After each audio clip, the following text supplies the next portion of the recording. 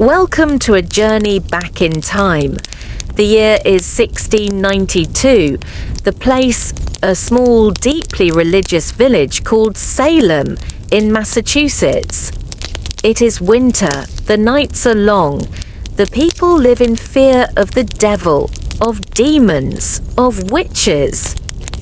What begins as strange behavior in a group of young girls will soon turn into one of the darkest chapters in American history. This is the story of the Salem Witch Trials. Life in Salem Village was harsh. The people were Puritans, strict Christians who believed the devil was always waiting to corrupt them. They worked from sunrise to sunset. They feared God, and they feared anything unusual. In such a world, sickness, bad harvests, or sudden death were often blamed not on nature but on witchcraft. The community was small, about 600 people, but tensions ran high. There were disputes over land, money, and even who the true minister should be.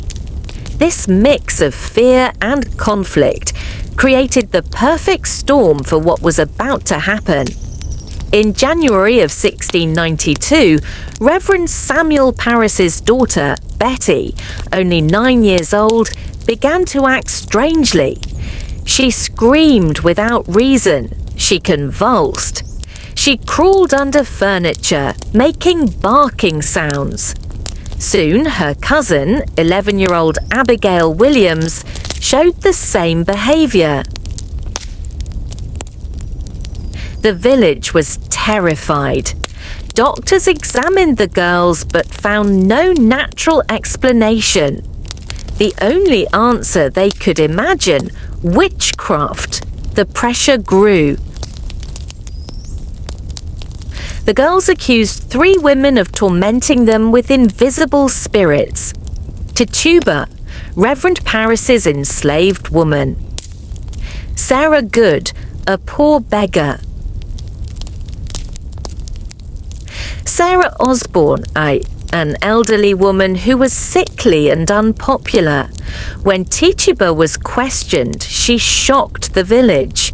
Instead of denying the charge, she confessed. She claimed that the devil had visited her.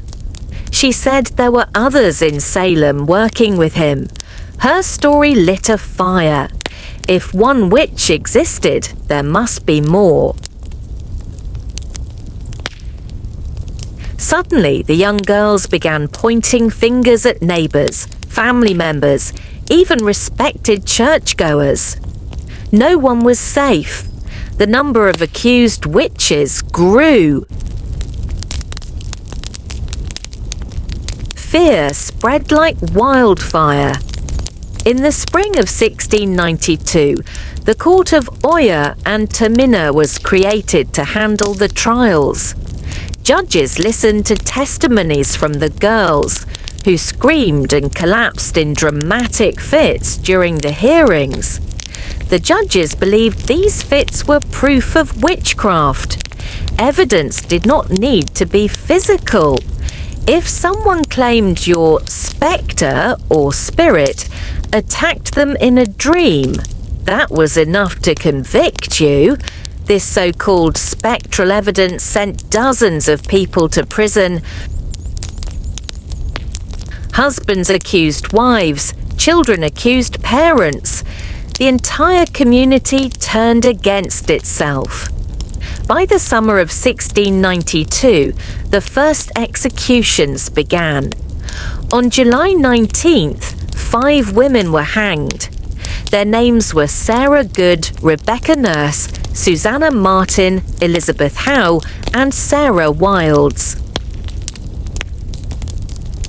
Rebecca Nurse was a respected grandmother, beloved in the village. Her death shocked many, but fear was stronger than compassion. Over the following months, more followed. In total, 19 people were hanged on Gallows Hill. One man, Giles Corey, refused to enter a plea. He was pressed to death with heavy stones. His final words were said to be, "More weight." Even dogs were accused and killed as the panic reached new levels of madness. By the autumn of 1692, doubts began to rise. Some villagers started questioning the reliability of the girls' testimonies. Even Increase Mather, a respected minister, warned that it was better to let 10 witches go free than to kill one innocent person. Governor William Phips eventually stepped in. He stopped the use of spectral evidence. The Court of Oyer and Terminer was dissolved, and slowly the trials came to an end. By May of 1693, the last prisoners were released. When the panic was over, shame and guilt filled Salem. Families who had lost loved ones demanded justice. The colony later admitted that mistakes had been made. In 1702, the trials were officially declared unlawful. In 1701, the colony passed a bill clearing the names of the accused, but the scars remained. The Salem Witch Trials had revealed how fear and superstition could destroy a community. Today, the story of Salem still echoes through history.